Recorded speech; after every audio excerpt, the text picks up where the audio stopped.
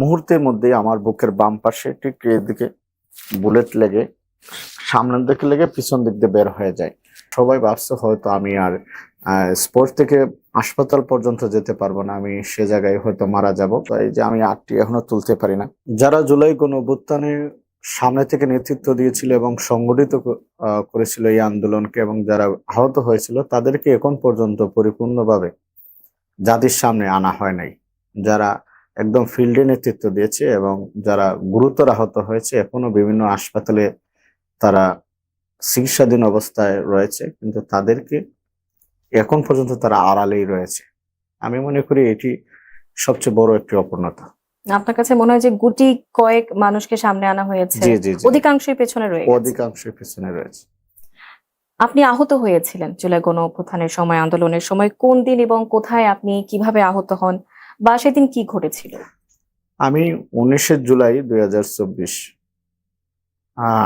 ঢাকা পল্টনে বিজয়নগর মোড়ে আমি আহত হয়েছিলাম। সেদিন আমাদের একটি প্রোগ্রাম ছিল, যারা শহীদ হয়েছেন 16 জুলাই শহীদ ওয়াসিম এবং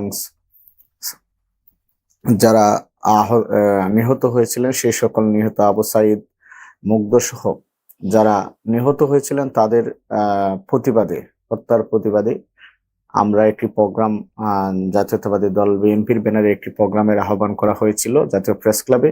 সেই প্রেস ক্লাব অভিমুখে আমরা প্রোগ্রামে যাওয়ার প্রাক্কালে আমাদেরকে রাস্তায় পুলিশ গুলি করে, এবং আমরা সেদিন আমাদের ছাত্র দলের সাধারণ সম্পাদক জনাব নাসিরউদ্দিন নাসির এবং ঢাকা মহানগর দক্ষিণ যুব দলের সদস্য সচিব জনাব রবিউল ইসলাম নয়নের নেতৃত্বে আমরা পল্টন থেকে প্রেস ক্লাব অভিমুখে যাওয়ার প্রাক্কালে পুলিশ আমাদেরকে লক্ষ্য করে গুলি করে, এবং তাৎক্ষণিকভাবে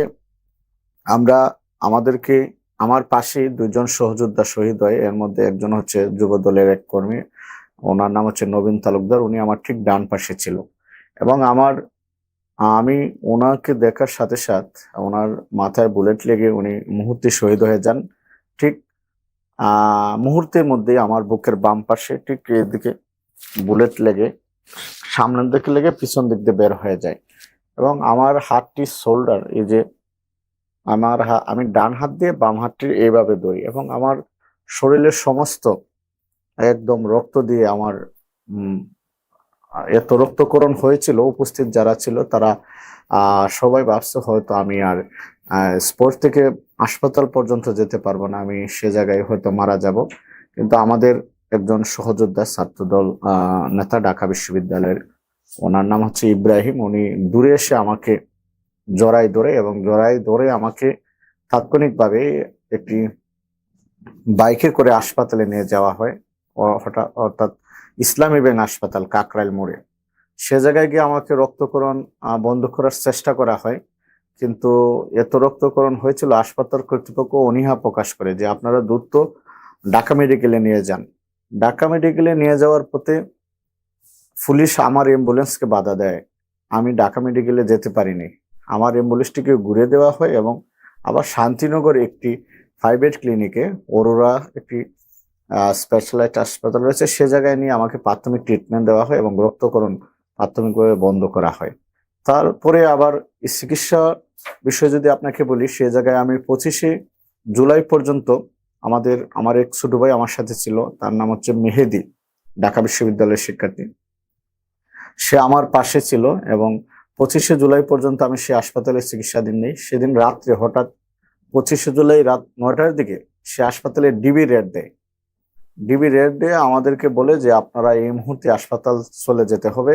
হাসপাতাল কর্তৃপক্ষ আমাদের এসে জানায় যে ডিবি আসছে, যারা জুলাই যোদ্ধা রয়েছে, যারা জুলাইতে আহত রয়েছে এইরকম কোনো আছে কিনা তাদের কাছে তারা তথ্য চেয়েছে।